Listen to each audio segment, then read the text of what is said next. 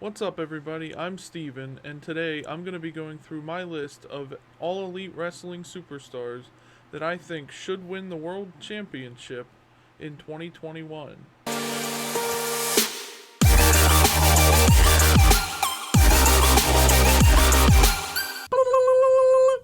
Now, before we get started with the list, I just want to say that my thoughts and prayers go out to the family of John Huber, who was also known as Brody Lee in AEW, or Luke Harper to WWE fans, who he unfortunately passed away a few weeks ago at the end of 2020.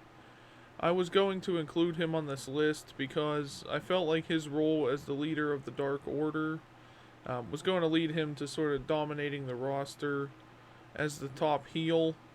I was really looking forward to seeing how far they would go with him on the roster. Um, Now that he was finally getting a push that he deserved, like a lot of people thought he was underutilized in WWE, and now that he was in AEW, he won the TNT Championship and then dropped it 2 weeks later to Cody. But since he was finally getting a push in AEW, I was looking forward to kind of seeing him go on and win the world title. I really enjoyed the tribute show that AEW did for him. If you haven't seen that, go check it out. It was probably one of the most wholesome wrestling shows I've ever seen. Um, just dedicated to one superstar. Like, they did every match featured a member of the Dark Order. That was the group he led, like I said. It's unfortunate what happened, and I would have loved to see him win the world title this year. But I guess I'll get on to the rest of my list now. First up is Orange Cassidy. I think he's like the most unique superstar on the roster, possibly in all of wrestling as a whole, because just the way he wrestles is unique. He has this like I don't care attitude. Like he keeps his sunglasses on in the ring. He puts his hands in his pockets, and like when he's doing flips and stuff, he just keeps his hands in his pockets the whole time. Wrestles. It annoys the people he's fighting against, which is kind of his advantage. Um, that's what makes him unique in the ring. He also is actually a really good wrestler in the ring. He's one of the high flyers in the division. Um, some of his best matches were against major stars like Cody Rhodes, Chris Jericho, and Pac. And I kind of want to see what he would do as world champion, because I think he'd be like the most annoying sort of like gnat of a champion that everybody would want to swat down, but like he'd keep winning somehow. And plus he has his tag team partners and best friends to back him up, sort of. But even if he just went on a solo run, I think he's that makes him unique. You got to be unique sometimes to be a world champion, and I think that would be very memorable, and like people would talk about it for a long time. Is that Orange Cassidy, this guy who wrestles with sunglasses and his hands in his pockets and does these like slow kicks that he builds up momentum for and stuff. I think it's funny, and I think it would be funny to see him actually capture the top prize in AEW. Next up is Dustin Rhodes. As you know, he's the brother of Cody Rhodes, the son of Dusty Rhodes.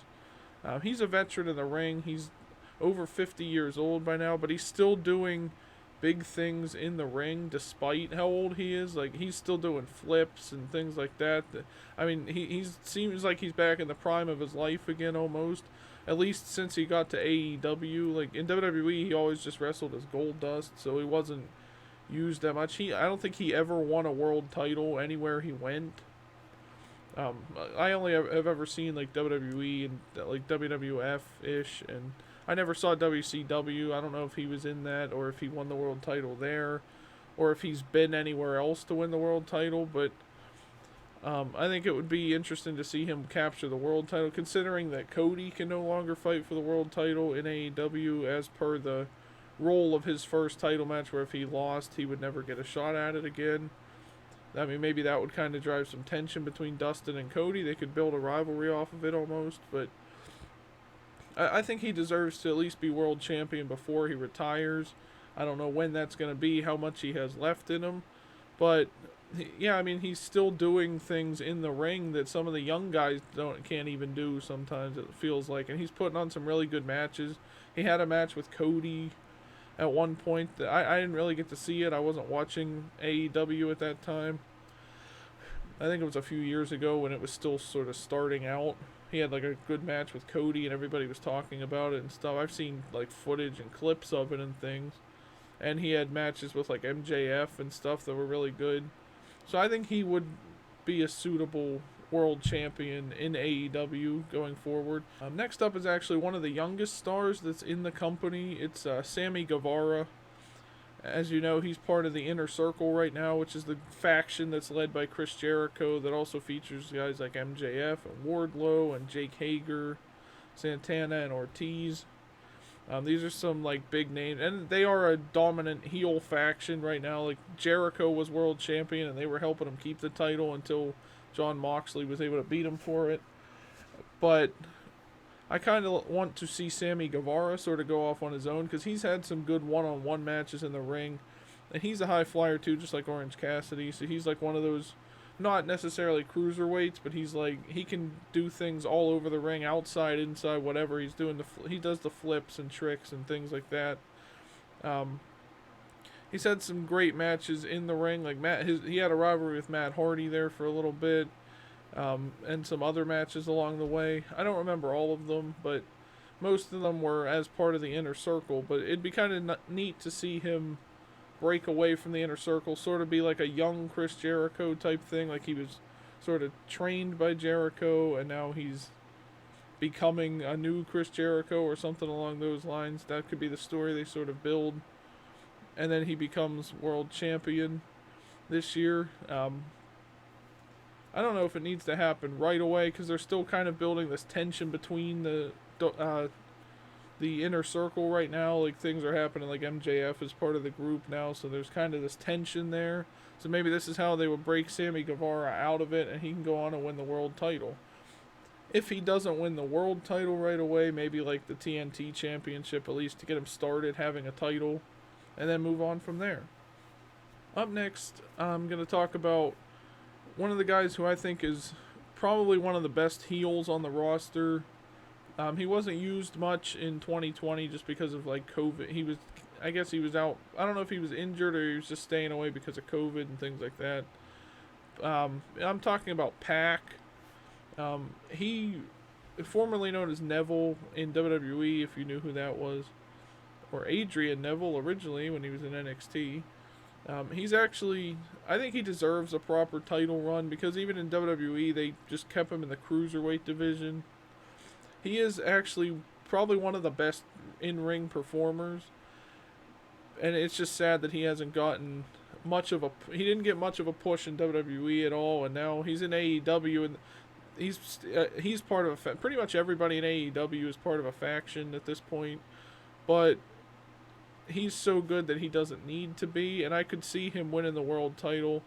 He's already had some amazing matches in the past, and now he's sort of building up this rivalry with like Eddie Kingston and the Lucha Bros and things like that. So I think he should win the world title, if not at least the TNT title, sometime this year, hopefully, to sort of make him a credible champion in the company. Up next, I'm going to talk about Lance Archer. He is currently managed by Jake the Snake Roberts, which a lot of these guys in AEW now are managed by some legends from like WWE superstars from the past and things like that. Just some legendary superstars. Like he's managed by Jake the Snake. There's Brian Cage is managed by Taz. Sting is back now. It looks like he's probably going to be managing Darby Allen or something. Arn Anderson is sort of managing Cody Rhodes and them, so it almost makes them feel like they're big time stars because they're managed by these legends, and especially Lance Archer because he's like one of the toughest guys on the roster right now, and apparently he's been wrestling for at least 20 years, I think, maybe a little more than that. He used to be Vance Archer in WWE, I guess, for a few years. I forgot, I don't even remember that. And he was also Lance Hoyt in TNA his real name is Lance Hoyt, but he wrestled as Lance Hoyt in TNA. I'm not sure if he's ever won the world title in those 20 years, anywhere he was like in TNA or anything. But it'd be nice to kind of see him now that I'm watching him, like now that I see him every week on our screens because he's in AEW. I'd personally like to see him win the world title, especially with Jake the Snake Roberts as his manager. And I think he would be the toughest champion so far and could probably hold it for like a whole year or something. Just nobody would be able to beat him probably. He's one of those big dominant guys, so I think they need that right now because they've had a lot of these younger, like Chris Jericho was the first champion. He's a dominant heel, but he's not like a bigger dude. And then John Moxley held it. Now Kenny Omega. They haven't really had like this big, strong guy win it yet. So maybe Lance Archer is who that should be. And I think being managed by Jake the Snake Roberts makes it even better for him. And I hope they give him a push in the next coming months, maybe the next few years, something like that. I'm also going to talk about, speaking of being managed by Taz, Brian Cage is the next person I'd like to see win the world title. I like to compare him to like Brock Lesnar, because just his in-ring style and his dominant presence. He feels like he would be like the Brock Lesnar of AEW, except he wrestles a lot more and he's actually good in the ring. But just like I said with Lance Archer, he would be the toughest superstar to hold the title up to this point. Like if he would win it before Lance Archer, whatever. And I think he would hold the title for a very long time. Like I said, being managed by these legends makes them seem like credible contenders for the titles, makes them seem like major superstars. And Brian Cage, it's not just Brian Cage that's managed by Taz either. There's a couple other people in their group. I think that could really make it build up that faction as well, having Brian Cage as like the leader. Kind of like the Hurt Business in WWE, where they have like Bobby Lashley is basically the muscle of the group. Brian Cage is kind of that way here, and I could see him dominating as world champion in AEW in the future. Hopefully this year, because they seem to be building him up as well. So, next up, I'm going to talk about the current TNT champion, Darby Allen. He's been one of my favorite superstars since I started watching AEW. I think he's unique in the ring and everything, and a lot of people have compared him to a young Sting because he comes out, he's got half his face is painted with the white and black face paint, almost reminiscent of Sting. But he's also just great in the ring and has his own unique fighting style. And he actually captured the TNT title. He comes out on a skateboard, so he's got a unique entrance and everything else. I could see them building him up to win the world title. Because like I said, right now, he's the TNT champion. Once he drops that, I could see him feuding with like Kenny Omega or whoever the world champion is at the time that he loses that one. For him to go after that title. And then maybe he could feud with Sting. It looks like they're either building him up to be managed by Sting or to fight Sting in the future. Like maybe Sting is getting back in the ring. But right now Sting is in AEW. And he's kind of been coming out to help Darby Allen lately. So if you haven't seen that, go check it out. Those are some interesting videos and things like that. Like they kind of just keep staring at each other. Like Darby's questioning why Sting is there. If he was managed by Sting, I think that would make things really interesting because it seems like everybody is afraid of Sting almost in AEW. Like every time he comes out, people like flee the ring and stuff. He's kind of like the Undertaker now. So to have him in Darby Allen's corner might help Darby Allen like rise to new heights and stuff. And that would make him a really good world champion as well. If I were asked who I think is the best heel in AEW right now, I'd have to put Maxwell Jacob Friedman or MJF up there at the top, because I think he is one of the best heels. I think he's probably a better heel than Chris Jericho because he seems like he's actually smart, but he's sort of playing dumb a little bit. He's currently part of the Inner Circle, but I think that the story that they're going with is that he's trying to drive a wedge between Jericho and all the members of his team so that he can take over the team and have people to back him up to win the world title. And I could see them actually doing that and MJF winning the world title. He had one of the best win-loss records last year because they actually keep track of that and it matters in AEW. Because of his heel tactics in the ring, he had Wardlow to back him up, and now Wardlow is part of the Inner Circle as well. I could see some great matches between MJF and Jericho. Like we already saw one. I could see them doing it again, like feuding over the world title. Maybe a split in the inner circle, like half of them go with MJF, half with Jericho. I hope this is leading to a world title run for MJF because he's probably, I don't know if he's the youngest superstar in AEW, but he's one of them. I think he's only like 23 years old. So to see him win the world title at such a young age, I mean, he would be the youngest world champion in AEW right now, I think, if he won it.